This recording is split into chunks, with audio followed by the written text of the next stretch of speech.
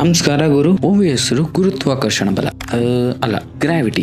ಭೂಮಿಯಿಂದ 600 kilometre ದೂರದಲ್ಲಿರೋ space ನಲ್ಲಿ 3 astronauts doctor stone, Sharif ಮತ್ತೆ ಕ್ಯಾಪ್ಟನ್ ಮ್ಯಾಟ್ ಕವಾಸ್ಕಿ ಅವರು STS-157 ಹಬಲ್ ಸ್ಪೇಸ್ ಟೆಲಿಸ್ಕೋಪ್ ನ ಹಾರ್ಡ್ವೇರ್ ಇನ್ಸ್ಟಾಲೇಷನ್ ಮತ್ತೆ ಸರ್ವಿಸ್ ಮಾಡ್ತಾ ಇರ್ತಾರೆ. ಡಾಕ್ಟರ್ ಸ್ಟೋನ್ ಇವರೇ ನಮ್ಮ ಕಥೆಯ ನಾಯಕಿ. ಇವರು ಸ್ಪೇಸ್ ಗೆ ಇದೇ ಮೊದಲ ಬಾರಿಗೆ ಬಂದಿರೋದು. ಸೊ ಗ್ರಾವಿಟಿ ಇಲ್ಲದೆ ವರ್ಕ್ ಮಾಡಕ್ಕೆ ಸ್ವಲ್ಪ ಕಷ್ಟ ಆಗ್ತಿದೆ. ಕ್ಯಾಪ್ಟನ್ ಮ್ಯಾಟ್ ಕವಾಸ್ಕಿ ಸ್ಪೇಸ್ ಅಲ್ಲೇ ಹಾರಾಡ್ಕೊಂಡು ಇನ್ಸ್ಟ್ರಕ್ಷನ್ ಗಳನ್ನ ಕೊಟ್ಕೊಂಡು ಕೆಲಸ ಮಾಡ್ತಿದ್ದಾರೆ. ಈ ಸ್ಪೇಸ್ ಗೆ ಹಾರಾಟ MMU ಇದೊಂದು ಇನ್ಸ್ಟ್ರೂಮೆಂಟ್. ಸ್ಪೇಸ್ ನಲ್ಲಿ ಹಾರಾಡೋಕೆ ಮ್ಯಾಟ್ ಯೂಸ್ ಮಾಡ್ತಾ ಇದಾರಲ್ಲ, ಅದರ ಹೆಸರು MMU. ಮ್ಯಾಟ್ ಕವಾಸ್ಕಿ ಡಾಕ್ಟರ್ ಸ್ಟೋನ್ ಹತ್ರ ಬಂದು ಹಿಂಗೆ ಕೆಲಸ ಮಾಡ್ತಾ ಕೇಳ್ತಾರೆ, ನಿಮಗೆ ಸ್ಪೇಸ್ ಅಲ್ಲಿ ಏನ್ ಇಷ್ಟ ಆಯ್ತು ಅಂತ. ಅದಕ್ಕೆ ಡಾಕ್ಟರ್ ಸ್ಟೋನ್ ಸೈಲೆನ್ಸ್ ಅಂತ ಹೇಳ್ತಾಳೆ. ಯಾಕಂದ್ರೆ ಭೂಮಿಲಿ ಈ ತರ ಸೈಲೆನ್ಸ್ ಇರೋದೇ ಇಲ್ಲ. ಯಾವ್ದಾದ್ರು ಒಂದ್ ಶಬ್ದ ಕೇಳ್ತಾನೆ ಇರುತ್ತೆ. ಭೂಮಿಲಿ ಇರುವಂತ ಗ್ರಾವಿಟಿ ನಿಮ್ಗೆ ಸ್ಪೇಸ್ ಅಲ್ಲಿ ಇಲ್ಲ. ಇವರು ಕಳೆದ 1 ವಾರದಿಂದ ಈ ಟೆಲಿಸ್ಕೋಪ್ ನ ಸರ್ವಿಸ್ ಅಂಡ್ ಹಾರ್ಡ್ವೇರ್ ಇನ್ಸ್ಟಾಲೇಷನ್ ನ ಮಾಡ್ತಾ ಇದ್ದಾರೆ. ಇನ್ನೇನು ಸ್ವಲ್ಪ ಹೊತ್ತಲ್ಲಿ ಇವರ ಕೆಲಸ ಮುಗಿಯೋಕ್ ಬಂದಿದೆ. ಆಸೆಯಿಂದ ಸಡನ್ ಆಗಿ ಒಂದು ಎಮರ್ಜೆನ್ಸಿ ಅಲರ್ಟ್ ಬರುತ್ತೆ. ರಷ್ಯಾದವರು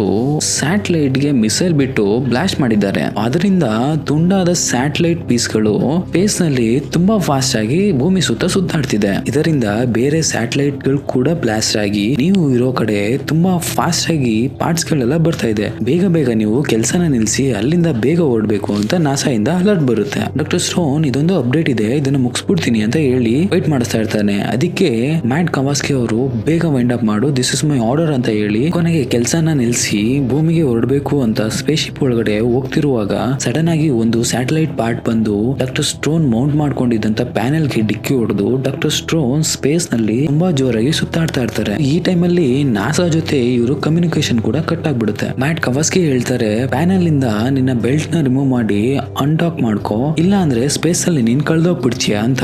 ಸ್ಟೋನ್ ಟ್ರೈ ಮಾಡಿ ಲಾಸ್ಟ್ ಗೆ ಇವರು ಬೆಲ್ಟ್ ನ ರಿಮೂವ್ ಮಾಡಿ ಸ್ಪೇಸ್ ಅಲ್ಲಿ ಕಾಣದೇ ಇರೋ ಅಷ್ಟು ದೂರಕ್ಕೆ ಹೋಗ್ಬಿಡ್ತಾರೆ. ನಮ್ಮ ಡಾಕ್ಟರ್ ಸ್ಟೋನ್ ಇದೇ ಮೊದಲ ಬಾರಿಗೆ ಸ್ಪೇಸ್ ಬಂದಿದ್ದು. ಇವಾಗ ಈ ತರ ಎಫೆಕ್ಟ್ ಆಗಿರೋದ್ರಿಂದ ಅವ್ರಿಗೆ ತುಂಬಾ ಭಯ ಆಗಿ ತುಂಬಾ ಉಸಿರಾಡ್ತಾರೆ. ಆಗ ಅವರ ಆಕ್ಸಿಜನ್ ಲೆವೆಲ್ ಕೂಡ ಕಡಿಮೆ ಆಗುತ್ತೆ. ಮ್ಯಾಟ್ ಕವಾಸ್ಕಿ ಹೇಳ್ತಾರೆ, ನಿಮ್ಮ ಲೊಕೇಶನ್ ನ ಹೇಳಿ, ನಾನ್ ಬರ್ತೀನಿ, ನಿಮ್ಮನ್ನ ಕರ್ಕೊಂಡ್ ಬರ್ತೀನಿ ಅಂತ. ಅವರಿಗೆ ಲೊಕೇಶನ್ ಹೇಳಲಿಕ್ಕೆ ಆಗ್ತಾ ಇರಲ್ಲ. ಡಾಕ್ಟರ್ ಕವಾಸ್ಕಿ ನಿಮ್ಮ ಟಾರ್ಚ್ ಆನ್ ಮಾಡಿ, ನಾನು ಅದನ್ನ ಟ್ರ್ಯಾಕ್ ಮಾಡ್ಕೊಂಡು ಬರ್ತೀನಿ ಅಂತ ಹೇಳ್ತಾರೆ. ಮ್ಯಾಟ್ ಕವಾಸ್ಕಿ ಬಂದು ಡಾಕ್ಟರ್ ಸ್ಟೋನ್ ನ ಇಟ್ಕೊಂತಾರೆ. ಕವಾಸ್ಕಿ ಡಾಕ್ಟರ್ ಸ್ಟೋನ್ ಗೆ ಹೇಳ್ತಾನೆ, ನಿನ್ನ ವಾಚ್ ನಲ್ಲಿ 90 ಮಿನಿಟ್ಸ್ ಟೈಮರ್ ನ ಆನ್ ಮಾಡು. ಅವಾಗಲೇ ಬಂದಂತ ಸ್ಯಾಟಲೈಟ್ ತುಂಡುಗಳು ಭೂಮಿಯ ಆರ್ಬಿಟ್ ನ ಒಂದು ರೌಂಡ್ ಹಾಕೊಂಡು ವಾಪಸ್ ಮತ್ತೆ ನಮ್ಮ ಕಡೆಗೆ ಬರ್ತವೆ. ಅದಕ್ಕೆ ಡಾಕ್ಟರ್ ಸ್ಟೋನ್ ಸರಿ ಅಂತ ಟೈಮರ್ ನ ಆನ್ ಮಾಡ್ತಾಳೆ. ಹೀಗಿರ್ಬೇಕಾದ್ರೆ ಒಬ್ಬ ಆಸ್ಟ್ರೋನಾಟ್ ಸ್ಪೇಸ್ ನಲ್ಲಿ ತೇಲಾಡ್ತಾ ಇರ್ತಾನೆ. ನೋಡಿ ಕವಾಸ್ಕಿ ಹೇಳ್ತಾನೆ, ಅವನನ್ನು ಬೇಗ ಹಿಡಿ ಅಂತ. ಅದಕ್ಕೆ ಸ್ಟೋನ್ ಹೆಂಗೋ ಕಷ್ಟಪಟ್ಟು ಆ ತೇಲ್ತಾ ಇದ್ದ ಆಸ್ಟ್ರೋನಾಟ್ ನ ಹಿಡಿದು ನೋಡಿದಾಗ ಗೊತ್ತಾಗುತ್ತೆ ಆ ಆಸ್ಟ್ರೋನಾಟ್ ಸತ್ತೋಗಿರ್ತಾನೆ. ತರ ಇವರಿಬ್ರು ಅವರ ಸ್ಪೇಸ್ ಶಿಪ್ ಕಡೆಗೆ ಹೋಗ್ತಾರೆ. ತುಂಬಾನೇ ಕಷ್ಟಪಟ್ಟು ಅವರಿಬ್ಬರು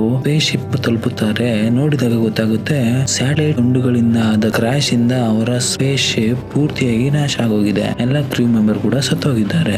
ಈಗ ಇವರಿಗೆ ಒಂದು ಐಡಿಯಾ ಬರುತ್ತೆ. ಕವಾಸ್ಕಿ ಹೇಳ್ತಾನೆ, ನಾವು ಇವಾಗ 1450 ಕಿಲೋಮೀಟರ್ ದೂರದಲ್ಲಿರುವ ಇಂಟರ್ನ್ಯಾಷನಲ್ ಸ್ಪೇಸ್ ಸ್ಟೇಷನ್ ಗೆ ಹೋಗ್ಬೇಕಾಗಿದೆ. ಅಲ್ಲಿಗೆ ಹೋದ್ರೆ ಮಾತ್ರ ನಾವು ಭೂಮಿಗೆ ವಾಪಸ್ ಹೋಗಕ್ಕಾಗೋದು, ಇಲ್ಲ ಅಂದ್ರೆ ತುಂಬಾನೇ ಕಷ್ಟ ಆಗುತ್ತೆ ಅಂತ ಹೇಳ್ತಾನೆ. ಇವರಿಬ್ರು ಹೋಗ್ತಾ ಇರ್ಬೇಕಾದ್ರೆ ಸ್ಟೋನ್ ನ ಹತ್ರ ಇರೋ ಆಕ್ಸಿಜನ್ ಖಾಲಿ ಆಗ್ತಾ ಇದೆ. ಅದಲ್ಲದೆ ಕವಾಸ್ಕಿ ಸೂಟ್ ನಲ್ಲಿ ಕೂಡ ಫ್ಯೂಯಲ್ ಖಾಲಿ ಆಗ್ತಾ ಇದೆ. ಹೀಗೆ ಇವರಿಬ್ರು ಕಷ್ಟಪಟ್ಟು ಇಂಟರ್ನ್ಯಾಷನಲ್ ಸ್ಪೇಸ್ ಸ್ಟೇಷನ್ ಸಮೀಪ ಬರ್ತಾರೆ. ನಂತರ ಕವಾಸ್ಕಿ ಆ ಇಂಟರ್ನ್ಯಾಷನಲ್ ಸ್ಪೇಸ್ ಸ್ಟೇಷನ್ ನೋಡಿದಾಗ ಆ ಸ್ಟೇಷನ್ ಇರೋರೆಲ್ಲ ಆಲ್ರೆಡಿ ಹೋಗಿದ್ದಾರೆ ಅಂತ. ಹಾಗೆ ಯಾವ ಒಂದು ಭಾಗದಲ್ಲಿ ಕುತ್ಕೊಂಡು ಇವರು ಭೂಮಿಗೆ ಹೋಗ್ಬೇಕಾಗಿರುತ್ತೋ ಆ ಒಂದು ಭಾಗ ಅಂದ್ರೆ ಕ್ಯಾಪ್ಸುಲ್, ಅದು ಅಲ್ಲಿ ಇರೋದೇ ಇಲ್ಲ. ಅದು ಅಲ್ಲದೆ ಆ ಸ್ಪೇಸ್ ಸ್ಟೇಷನ್ ನ ಒಂದು ಭಾಗ ಪೂರ್ತಿಯಾಗಿ ಡ್ಯಾಮೇಜ್ ಆಗಿರುತ್ತೆ. ಮತ್ತೆ ಅಲ್ಲೇ ಇರುವಂತಹ ಒಂದು ಕ್ಯಾಪ್ಸುಲ್ ಪ್ಯಾರಾಚೂಟ್ ಕೂಡ ಓಪನ್ ಆಗ್ಬಿಟ್ಟಿರುತ್ತೆ. ಪ್ಯಾರಾಚೂಟ್ ಇಲ್ಲದೆ ಭೂಮಿಗೆ ಹೋಗಿ ಲ್ಯಾಂಡ್ ಮಾಡಕ್ಕೆ ಅಸಾಧ್ಯವಾದ ಮಾತು. ಇದನ್ನೆಲ್ಲವನ್ನು ನೋಡಿದ ಡಾಕ್ಟರ್ ಸ್ಟೋನ್ ಹೇಳ್ತಾಳೆ, ನಾವು ವಾಪಸ್ ಹೋಗ್ಬಿಡೋಣ ಅಂತ. ಅದಕ್ಕೆ ಕವಾಸ್ಕಿ ಹೇಳ್ತಾನೆ, ನನಗನ್ಸುತ್ತೆ ಇದರಲ್ಲಿ 1 ಅಥವಾ 2 ಕ್ಲಸ್ಟರ್ಗಳು ಇನ್ನೂ ಕೂಡ ಚೆನ್ನಾಗಿವೆ. ಅವುಗಳ ಸಹಾಯದಿಂದ ನಾವು ಇಲ್ಲಿಂದ 100 ಕಿಲೋಮೀಟರ್ ದೂರದಲ್ಲಿರುವ ಚೈನೀಸ್ ಸ್ಪೇಸ್ ಸ್ಟೇಷನ್ ವರೆಗೂ ಹೋಗಬಹುದು. ಈಗ ಕವಾಸ್ಕಿ ಅವರು ತನ್ನ ಸೂಟ್ ನಲ್ಲಿ ಉಳಿದಿರುವಂತ ಎಲ್ಲಾ ಫ್ಯೂಯಲ್ ನ ಯೂಸ್ ಮಾಡಿಕೊಂಡು ಸ್ಪೇಸ್ ಶಿಪ್ ಕಡೆಗೆ ಪುಷ್ ಮಾಡ್ತಾರೆ. ಹೀಗೆ ಇವರಿಬ್ಬರು ವೇಗವಾಗಿನೇ ಸ್ಪೇಸ್ ಶಿಪ್ ಕಡೆಗೆ ಹೋಗ್ತಾ ಇರ್ಬೇಕಾದ್ರೆ ಅವ್ರಿಗೆ ಇವಾಗ ಯಾವುದೇ ಕಂಟ್ರೋಲ್ ಇರಲ್ಲ. ಯಾಕಂದ್ರೆ ಕವಾಸ್ಕಿ ಸೂಟ್ ಅಲ್ಲಿ ಇರೋ ಪವರ್ ಕೂಡ ಖಾಲಿ ಆಗಿದೆ. ಅದರಿಂದ ಕವಾಸ್ಕಿ ಸ್ಟೋನ್ ಗೆ ಹೇಳ್ತಾನೆ, ಹೇಗೆ ಏನ್ ಸಿಗುತ್ತೆ ಅದನ್ನ ಗಟ್ಟಿಯಾಗಿ ಇಟ್ಕೋ, ಇಲ್ಲ ಅಂದ್ರೆ ನಾವು ಸ್ಪೇಸ್ ನಲ್ಲೇ ಶಾಶ್ವತವಾಗಿ ಕಳೆದೋಗ್ಬಿಡ್ತೀವಿ ಅಂತ ಹೇಳ್ತಾನೆ. ವೇಗವಾಗಿ ಇವರು ಸ್ಪೇಸ್ ಶಿಪ್ ಗೆ ಡ್ಯಾಶ್ ಹೊಡಿತಾರೆ. ಅದಲ್ಲದೆ ಇವರಿಬ್ಬರಿಗೂ ಕನೆಕ್ಟ್ ಆಗಿದ್ದಂತ ಬೆಲ್ಟ್ ಕೂಡ ಸ್ಯಾಟಲೈಟ್ ನ ಒಂದು ಭಾಗಕ್ಕೆ ಸಿಕ್ಕಿ ಕಟ್ ಆಗ್ಬಿಡುತ್ತೆ. ಈಗ ಇವರಿಬ್ರು ಸ್ಪೇಸ್ ಶಿಪ್ ನ ಬಿಟ್ಟು ಸ್ಪೇಸ್ ಅಲ್ಲಿ ಕಳೆದೋಗ್ಬೇಕು ಅನ್ನೋ ಸಮಯದಲ್ಲಿ ಡಾಕ್ಟರ್ ಸ್ಟೋನ್ ಕಾಲಿಗೆ ಓಪನ್ ಆದಂತ ಪ್ಯಾರಾಚೂಟ್ ನ ಹಗ್ಗ ಸಿಕ್ಕಾಕೊಳ್ಳುತ್ತೆ. ಅಷ್ಟರಲ್ಲಿ ಡಾಕ್ಟರ್ ಸ್ಟೋನ್ ಕವಾಸ್ಕಿ ಕಟ್ಟಿಕೊಂಡಿದ್ದಂತ ಹಗ್ಗವನ್ನು ಇಟ್ಕೋತಾಳೆ. ಆದರೆ ಇವರಿಬ್ಬರ ಮಧ್ಯೆ ಇದ್ದಂತ ಫೋರ್ಸ್ ಇಂದ ಡಾಕ್ಟರ್ ಸ್ಟೋನ್ ಕಾಲ್ಗೆ ಸಿಕ್ಕೊಂಡಿದ್ದ ಹಗ್ಗ ಸ್ವಲ್ಪ ಸ್ವಲ್ಪನೇ ಬಿಡ್ತಾ ಬರ್ತಾ ಇರುತ್ತೆ. ಅದಕ್ಕೆ ಕವಾಸ್ಕಿ ನನ್ನನ್ನು ಹಿಡ್ಕೊಂಡಿರುವಂತ ಹಗ್ಗನ ಬಿಟ್ಬಿಡು, ಇಲ್ಲ ಅಂದ್ರೆ ಇಬ್ರು ಸ್ಪೇಸ್ ಅಲ್ಲಿ ಕಳೆದೋಗ್ಬೇಕಾಗುತ್ತೆ. ಅದಕ್ಕೆ ಕವಾಸ್ಕಿ ತನ್ನ ಬೆಲ್ಟ್ ನ ತೆಗೆದ್ಬಿಟ್ಟು ಹೇಳ್ತಾನೆ, ನಿನ್ನನ್ನು ನೀನು ಕಾಪಾಡ್ಕೋ. ಇದನ್ನು ನೋಡಿ ಸ್ಟೋನ್ ಗೆ ತುಂಬಾನೇ ಬೇಜಾರಾಗುತ್ತೆ. ಯಾಕಂದ್ರೆ ಇವಾಗ ಕವಾಸ್ಕಿ ಶಾಶ್ವತವಾಗಿ ಸ್ಪೇಸ್ ನಲ್ಲಿ ಕಳೆದೋಗ್ತಾ ಇರ್ತಾನೆ. ಈಗ ಕವಾಸ್ಕಿಗೆ ಮತ್ತೆ ಸ್ಟೋನ್ ಗೆ ವಾಯ್ಸ್ ಅಲ್ಲಿ ಮಾತ್ರ ಕಮ್ಯುನಿಕೇಟ್ ಮಾಡಕ್ ಆಗ್ತಿರೋದು. ಯಾಕಂದ್ರೆ ಕವಾಸ್ಕಿ ಇವಾಗ ಸ್ಪೇಸ್ ಅಲ್ಲಿ ತುಂಬಾ ದೂರ ಕಳೆದೋಗ್ಬಿಟ್ಟಿದ್ದಾನೆ. ನೀನು ಸ್ಪೇಸ್ ಶಿಪ್ ಒಳಗಡೆ ಹೋಗು, ನಿನಗೆ ಪ್ರಜ್ಞೆ ತಪ್ಪಿದೆ. ಯಾಕಂದ್ರೆ ಅವಳ ಆಕ್ಸಿಜನ್ ಲೆವೆಲ್ ಆಲ್ಮೋಸ್ಟ್ ಖಾಲಿ ಆಗ್ತಾ ಇದೆ. ಹಾಗೆ ಕವಾಸ್ಕಿ ಹೋಗ್ತಾ ಹೇಳ್ತಾನೆ, ನೀನು ಒಳಗಡೆ ಹೋಗಿ ಒಂದು ಕ್ಯಾಪ್ಸೂಲ್ ನಲ್ಲಿ ಕುತ್ಕೊಂಡು ಅಲ್ಲಿಂದ ಚೈನೀಸ್ ಸ್ಪೇಸ್ ಸ್ಟೇಷನ್ ಗೆ ಹೋಗಿ ಸೀದಾ ಭೂಮಿಗೆ ಹೋಗು ಅಂತ ಹೇಳ್ತಾನೆ. ಡಾಕ್ಟರ್ ಸ್ಟೋನ್ ಸ್ಪೇಸ್ ಸ್ಟೇಷನ್ ಒಳಗಡೆ ಹೋಗ್ತಾಳೆ. ನಾನು ಕ್ಯಾಪ್ಸೂಲ್ ನ ತಗೊಂಡು ಇನ್ನ ಕಾಪಾಡೋಕೆ ಬರ್ತೀನಿ ಅಂತ ಹೇಳ್ತಾಳೆ. ಕವಾಸ್ಕಿ ಹೇಳ್ತಾನೆ, ಬೇಡ, ಆಲ್ರೆಡಿ ತುಂಬಾ ತಡವಾಗಿದೆ. ನಾನು ನಿನ್ನಿಂದ ತುಂಬಾ ದೂರ ಬಂದಿದ್ದೀನಿ. ಹಾಗೆ ನೀನು ನನಗೆ ಒಂದು ಪ್ರಾಮಿಸ್ ಮಾಡು, ನೀನು ಬದುಕಿ ತೋರಿಸ್ತೀನಿ ಅಂತ. ಈ ಮಾತನ್ನು ಕೇಳಿದಾಗ ಸ್ಟೋನ್ ತುಂಬಾನೇ ಬೇಜಾರಾಗಿ ನಾನು ಬದುಕಿ ತೋರಿಸ್ತೀನಿ ಅಂತ ಹೇಳ್ತಾಳೆ. ಅವಳು ಹೇಳಿದ ತಕ್ಷಣ ಇಬ್ಬರ ಮಧ್ಯೆ ಇದ್ದಂತ ಕಮ್ಯುನಿಕೇಶನ್ ಕಟ್ ಆಗ್ಬಿಡುತ್ತೆ. ಇವಾಗ ಸ್ಟೋನ್ ಸ್ಪೇಸ್ ಸ್ಟೇಷನ್ ಒಳಗಡೆ ಬಂದು ಅವಳ ಹೆಲ್ಮೆಟ್ ತೆಗೆದಾಗ ತುಂಬಾ ಜೋರಾಗಿ ಉಸಿರಾಡ್ತಾಳೆ. ನಾನು ಬದುಕಿದ್ದೀನೇನೋ ಅನ್ನೋ ಫೀಲ್ ಅಲ್ಲಿ ಉಸಿರಾಡ್ತಾಳೆ. ಯಾಕಂದ್ರೆ ಅವಳ ಸೂಟ್ ಅಲ್ಲಿ ಆಕ್ಸಿಜನ್ ಪೂರ್ತಿಯಾಗಿ ಖಾಲಿ ಆಗ್ಬಿಟ್ಟಿತ್ತು. ನಂತರ ಸ್ಟೋನ್ ಕವಾಸ್ಕಿನ ಕಮ್ಯುನಿಕೇಟ್ ಮಾಡಕ್ಕೆ ಟ್ರೈ ಮಾಡ್ತಾಳೆ. ಆದ್ರೆ ಆ ಕಡೆಯಿಂದ ಯಾವುದೇ ರಿಪ್ಲೈ ಬರೋದಿಲ್ಲ. ಹೀಗಿರ್ಬೇಕಾದ್ರೆ ಸಡನ್ ಆಗಿ ಒಂದು ಬೋಗಿಯಲ್ಲಿ ಬೆಂಕಿ ಹತ್ಕೊಳ್ಳುತ್ತೆ. ಇದನ್ನ ನೋಡಿ ಸ್ಟೋನ್ ಎದುರ್ಕೊಂಡೇನೆ ಸಿಲಿಂಡರ್ ಇಂದ ಬೆಂಕಿಯನ್ನು ಹಾಸಕ್ ಟ್ರೈ ಮಾಡ್ತಾಳೆ. ಬಟ್ ಬೆಂಕಿ ಆರೋದಿಲ್ಲ. ಸ್ವಲ್ಪ ಹೊತ್ತು ಅಲ್ಲೇ ಇದ್ದಿದ್ರೆ ಇವಳು ಬೆಂಕಿಯಲ್ಲೇ ಸತ್ತೋಗ್ಬಿಟ್ಟಿರೋಳು. ಆ ಸ್ಪೇಸ್ ಸ್ಟೇಷನ್ ಇಂದ ಒಂದು ಕ್ಯಾಪ್ಸೂಲ್ ನ ಡಿಟ್ಯಾಚ್ ಮಾಡ್ಕೊಂಡು ಚೈನೀಸ್ ಸ್ಪೇಸ್ ಸ್ಟೇಷನ್ ಕಡೆಗೆ ಹೋಗ್ಬೇಕು ಅಂತ ಹೊರಟಿರ್ತಾಳೆ. ಇದ್ದಕ್ಕಿದ್ದಂತೆ ಕ್ಯಾಪ್ಸೂಲ್ ವಾಪಸ್ ಎಳೆಯಕ್ ಶುರು ಮಾಡುತ್ತೆ. ಯಾಕೆ ಏನು ಅಂತ ನೋಡಿದ್ರೆ ಓಪನ್ ಆದಂತ ಪ್ಯಾರಾಚೂಟ್ ರೋಪ್ ಗಳು ಈ ಕ್ಯಾಪ್ಸೂಲ್ ಗೆ ಸಿಕ್ಕಾಕೊಂಡ್ಬಿಟ್ಟಿದೆ. ಅದು ಹಿಂದೆಗಡೆ ಪುಲ್ ಮಾಡ್ತಿದೆ. ಪುಲ್ ಮಾಡಿದ ತಕ್ಷಣ ಈ ಕ್ಯಾಪ್ಸೂಲ್ ಸ್ಪೇಸ್ ಸ್ಟೇಷನ್ ಗೆ ಹೋಗಿ ಹೊಡ್ಕೊಂಡು ಬ್ಲಾಸ್ಟ್ ಆಗೋ ರೇಂಜ್ ಅಲ್ಲಿ ಇರುತ್ತೆ. ಹಂಗೋ ಹಿಂಗೋ ಮಾಡಿ ಡಾಕ್ಟರ್ ಸ್ಟೋನ್ ಈ ಅನಾಹುತನ ತಪ್ಪಿಸ್ಕೊಂಡು ಕ್ಯಾಪ್ಸೂಲ್ ನ ಕಂಟ್ರೋಲ್ ತಗೊಂತಾಳೆ. ಈ ಕ್ಯಾಪ್ಸೂಲ್ ನ ಫ್ರೀ ಮಾಡ್ಬೇಕು ಅಂತ ಸ್ಪೇಸ್ ಸೂಟ್ ಹಾಕೊಂಡು ಕ್ಯಾಪ್ಸೂಲ್ ಇಂದ ಹೊರಗಡೆ ಬಂದು ಪ್ಯಾರಾಚೂಟ್ ರೋಪ್ ಗಳನ್ನೆಲ್ಲ ಕಟ್ ಮಾಡ್ತಾಳೆ. ಇದೇ ಟೈಮ್ಗೆ ಅವಾಗ್ಲೇ ಬಂದಂತಹ ಸ್ಯಾಟಲೈಟ್ ತುಂಡುಗಳು ಆಲ್ರೆಡಿ 90 ಮಿನಿಟ್ಸ್ ಆಗೋಗಿದೆ. ಸೊ ಮ್ಯಾಟ್ ಹೇಳಿದ್ನಲ್ಲ 90 ಮಿನಿಟ್ಸ್ ಟೈಮರ್ ಸೆಟ್ ಮಾಡ್ಕೋ, ಬಿಕಾಸ್ ಅರ್ತ್ ಆರ್ಬಿಟ್ ನ 90 ಮಿನಿಟ್ಸ್ ಅಲ್ಲಿ ಸುತ್ತಾಕೊಂಡು ಮತ್ತೆ ಬರ್ತವೆ ಅಂತ. ಆಲ್ರೆಡಿ 90 ಮಿನಿಟ್ಸ್ ಆಗೋಗಿದೆ. ಸೊ ಆ ಸ್ಯಾಟಲೈಟ್ ತುಂಡುಗಳಿಂದ ಅದು ಇವಾಗ ಬರ್ತಾ ಇದೆ. ನೋಡ್ತಾ ಇದ್ದಂಗೆ ಆ ತುಂಡುಗಳು ಮತ್ತೆ ವಾಪಸ್ ತುಂಬಾ ಸ್ಪೀಡ್ ಆಗಿ ಬಂದು ಸ್ಪೇಸ್ ಸ್ಟೇಷನ್ ಗೆ ಡಿಕ್ಕಿ ಹೊಡೆದು ಸ್ಪೇಸ್ ಸ್ಟೇಷನ್ ಪೂರ್ತಿ ಕ್ರಾಶ್ ಆಗ್ತಾ ಇದೆ. ಈ ಸೀನ್ ಅಂತೂ ತುಂಬಾ ಭಯಂಕರವಾಗಿರುತ್ತೆ. ಇದೆಲ್ಲನೂ ಲೆಕ್ಕಿಸದೆ ಹಂಗೋ ಹಿಂಗೋ ಕ್ಯಾಪ್ಸೂಲ್ ಒಳಗಡೆ ಬರ್ತಾಳೆ. ಕ್ಯಾಪ್ಸೂಲ್ ಒಳಗಡೆ ಬಂದು ಸ್ಟಾರ್ಟ್ ಮಾಡಕ್ ನೋಡ್ತಾಳೆ. ಎಷ್ಟೇ ಸ್ಟಾರ್ಟ್ ಮಾಡಕ್ ಟ್ರೈ ಮಾಡಿದ್ರು ಸ್ಟಾರ್ಟೇ ಆಗ್ತಿರಲ್ಲ. ಯಾಕಂದ್ರೆ ಈ ಕ್ಯಾಪ್ಸೂಲ್ ಅಲ್ಲಿ ಫ್ಯೂಯಲ್ ಎಲ್ಲ ಖಾಲಿ ಆಗ್ಬಿಟ್ಟಿದೆ.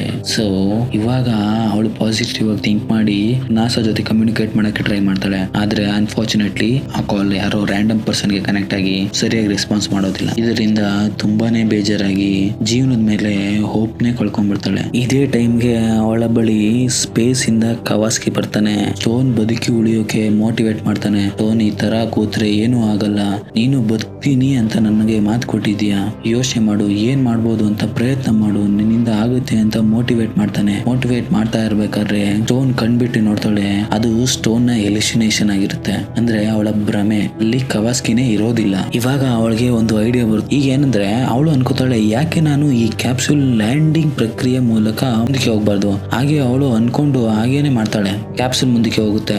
ಯಾವಾಗ doctor stone Chinese space station ಹತ್ರ ಬರ್ತಾಳೋ ಅವಾಗ ಕ್ಯಾಪ್ಸೂಲ್ ನಿಂದ ಹೊರ ಬರ್ತಾಳೆ. ಇವಾಗ ಸ್ಪೇಸ್ ಅಲ್ಲಿ ತೇಲ್ತಾ ಇರ್ತಾಳೆ. ಆದರೆ ಈ ಸಾರಿ ಅವಳ ಹತ್ರ ಒಂದು ಗ್ಯಾಸ್ ಸಿಲಿಂಡರ್ ಇದೆ. ಅದರ ಸಹಾಯದಿಂದ ಇವಳು ಗ್ರಾವಿಟಿನ ಕಂಟ್ರೋಲ್ ಮಾಡ್ಕೊಂಡು ಚೈನೀಸ್ ಸ್ಪೇಸ್ ಸ್ಟೇಷನ್ ಗೆ ಹೋಗ್ತಾ ಇರ್ತಾಳೆ. ನಿಮ್ಗೆ ಡೌಟ್ ಬರ್ಬೋದು, ಇಂಟರ್ನ್ಯಾಷನಲ್ ಸ್ಪೇಸ್ ಸ್ಟೇಷನ್ ಅಲ್ಲೇ ಕ್ಯಾಪ್ಸೂಲ್ ಇತ್ತಲ್ಲ, ಅದನ್ನೇ ತಗೊಂಡು ಇವಳು ಹೋಗ್ಬೋದಿತ್ತಲ್ಲ ಭೂಮಿಗೆ ಅಂತ. ಆದ್ರೆ ಇಂಟರ್ನ್ಯಾಷನಲ್ ಸ್ಪೇಸ್ ಸ್ಟೇಷನ್ ಅಲ್ಲಿ ಲ್ಯಾಂಡಿಂಗ್ ಆಗೋಕೆ ಪ್ಯಾರಾಚೂಟ್ ಇರ್ಲಿಲ್ಲ, ಡ್ಯಾಮೇಜ್ ಆಗೋಗಿತ್ತು. ಸೊ ಅದಕ್ಕೋಸ್ಕರನೇ ಇವಳು ಚೈನೀಸ್ ಸ್ಪೇಸ್ ಸ್ಟೇಷನ್ ಗೆ ಬಂದಿದ್ದು. ಇವಾಗ ಮೂವಿಗೆ ಬರೋಣ. ಆ ಸ್ಟೇಷನ್ ಒಳಗಡೆ ಬಂದಾಗ ಇವಳಿಗೆ ಏನು ಅರ್ಥ ಆಗಲ್ಲ, ಬಿಕಾಸ್ ಅದೆಲ್ಲ ಚೈನೀಸ್ ಲ್ಯಾಂಗ್ವೇಜ್ ಅಲ್ಲಿ ಇದೆ. ಇವಳಿಗೆ ಏನು ಆಪರೇಟ್ ಮಾಡಕ್ಕೆ ಆಗ್ತಾ ಇರಲ್ಲ. ಇವಳ ಮುಂದೆ ಇವಾಗ ಇರೋದು ಬದುಕಬೇಕು ಅನ್ನೋ ಆಸೆ ಒಂದೇ ಇರೋದು. ಇವಾಗ ರ್ಯಾಂಡಮ್ ಆಗಿ ಅವಳಿಗೆ ತಿಳಿದಂತ ಬಟನ್ ಗಳನ್ನ ಒತ್ತುತ್ತಾ ಇರ್ತಾಳೆ. ಇದರಿಂದ ಫೈನಲ್ ಆಗಿ ಆಗಿ ಕ್ಯಾಪ್ಸೂಲ್ ಭೂಮಿ ಕಡೆಗೆ ಹೋಗಕ್ಕೆ ಸ್ಟಾರ್ಟ್ ಆಗುತ್ತೆ. ಆದ್ರೆ ಇವಳಿಗೆ ನಾನು ಬದುಕ್ತೀನ ಇಲ್ವಾ ಅನ್ನೋದೇ ಡೌಟ್ ಆಗ್ತಿರುತ್ತೆ. ಯಾಕಂದ್ರೆ ಲ್ಯಾಂಡಿಂಗ್ ಆಗೋದು ಒಂದು ಈಸಿ ಆಗಿರಲ್ಲ. ಈ ಕ್ಯಾಪ್ಸೂಲ್ ಭೂಮಿ ಕಡೆಗೆ ಹೊರಟಾಗ ಕ್ಯಾಪ್ಸೂಲ್ ಒಳಗಡೆ ತುಂಬಾನೇ ಹೀಟ್ ಫಾರ್ಮ್ ಆಗುತ್ತೆ. ಯಾಕಂದ್ರೆ ಕ್ಯಾಪ್ಸೂಲ್ ತುಂಬಾನೇ ಸ್ಪೀಡ್ ಆಗಿನೇ ಭೂಮಿ ಕಡೆ ಹೋಗ್ತಾ ಇದೆ. ಎಷ್ಟು ಸ್ಪೀಡ್ ಆಗಿ ಅಂದ್ರೆ ಕ್ಯಾಪ್ಸೂಲ್ ಪೂರ್ತಿಯಾಗಿ ಬೆಂಕಿಯಿಂದಾನೇ ತುಂಬಿದೇನೋ ಅನ್ನೋ ಅಷ್ಟು. ನಂತರ ಕೊನೆಗೂ ಕ್ಯಾಪ್ಸೂಲ್ ಇಂದ ಪ್ಯಾರಾಚೂಟ್ ಓಪನ್ ಆಗುತ್ತೆ. ಈಗ ಇವಳು ಸಮುದ್ರದೊಳಗೆ ಲ್ಯಾಂಡಿಂಗ್ ಆಗ್ತಾಳೆ. ಡಾಕ್ಟರ್ ಸ್ಟೋನ್ ಹೊರಗಡೆ ಬರಬೇಕು ಅನ್ನುವಾಗ ನೀರೆಲ್ಲ ಕ್ಯಾಪ್ಸೂಲ್ ಒಳಗಡೆ ಬರ್ತಾ ಇರುತ್ತೆ. ನಮ್ಮ ಹೀರೋಯಿನ್ ಡಾಕ್ಟರ್ ಸ್ಟೋನ್ ಅವರು ಒಳಗಡೆನೆ ಸಿಕ್ಕಾಕೊಂಡ್ಬಿಡ್ತಾರೆ. ಬಟ್ ಅಲ್ಲೂನು ಅವರು ಸೋಲನ್ನು ಒಪ್ಕೊಳ್ಳೋದಿಲ್ಲ. ಮತ್ತೆ ಪ್ರಯತ್ನ ಪಡ್ತಾರೆ. ಕ್ಯಾಪ್ಸೂಲ್ ಇಂದ ಹೊರಗಡೆ ಬರಕ್ ಟ್ರೈ ಮಾಡ್ತಾ ಇದ್ದಾರೆ. ಅವರ ಸ್ಪೇಸ್ ಸೂಟ್ ವೆಯ್ಟ್ ಜಾಸ್ತಿ ಆಗಿರೋದ್ರಿಂದ ಅವ್ರಿಗೆ ಸ್ವಿಮ್ ಮಾಡಕ್ ಆಗ್ತಿರಲ್ಲ. ಸ್ಪೇಸ್ ಸೂಟ್ ನ ಅಲ್ಲೇ ಹೆಂಗೋ ಫಾಸ್ಟ್ ಆಗಿ ನೀರೊಳಗಡೆನೆ ಕಳೆದಾಕ್ಬಿಟ್ಟು ಇವಾಗ ಸ್ವಿಮ್ ಮಾಡ್ಕೊಂಡು ಅವರು ಭೂಮಿ ಮೇಲೆ ಬರ್ತಾರೆ. ಈ ಸಿನಿಮಾದಿಂದ ನಮ್ಗೇನ್ ಗೊತ್ತಾಗುತ್ತೆ ಅಂದ್ರೆ ಗ್ರಾವಿಟಿ ಎಷ್ಟು ಇಂಪಾರ್ಟೆಂಟ್. ಸ್ಪೇಸ್ ನಲ್ಲಿ ಕೆಲಸ ಮಾಡ್ತಾ ಇರುವಂತ ಆಸ್ಟ್ರೋನಾಟ್ಸ್ಗೆ ಏನೆಲ್ಲ ಪ್ರಾಬ್ಲಮ್ ಆಗುತ್ತೆ. ಬರೋಬ್ಬರಿ 7 ಆಸ್ಕರ್ ಅವಾರ್ಡ್ಗಳು ಸಿಕ್ಕಿವೆ. ನೀವೇನಾದ್ರೂ ಸ್ಪೇಸ್ ಲವರ್ಸ್ ಆಗಿದ್ರೆ ಈ ಮೂವಿನ ಒಂದ್ಸಲಿ ಖಂಡಿತ ನೋಡ್ಲೇಬೇಕು. ಇಲ್ಲಿಗೆ ಈ ಸಿನಿಮಾ ವಿಸ್ತಾರ ಕಾರ್ಯಕ್ರಮ ಮುಕ್ತಾಯವಾಗಿದೆ. ಮುಂದಿನ ಸಿನಿಮಾ ಜೊತೆ ಬರುವವರೆಗೂ ಜೋಪಾನವಾಗಿರಿ, ಜಾಗೃತರಾಗಿರಿ. ಜೈ ಕನ್ನಡಾಂಬೆ.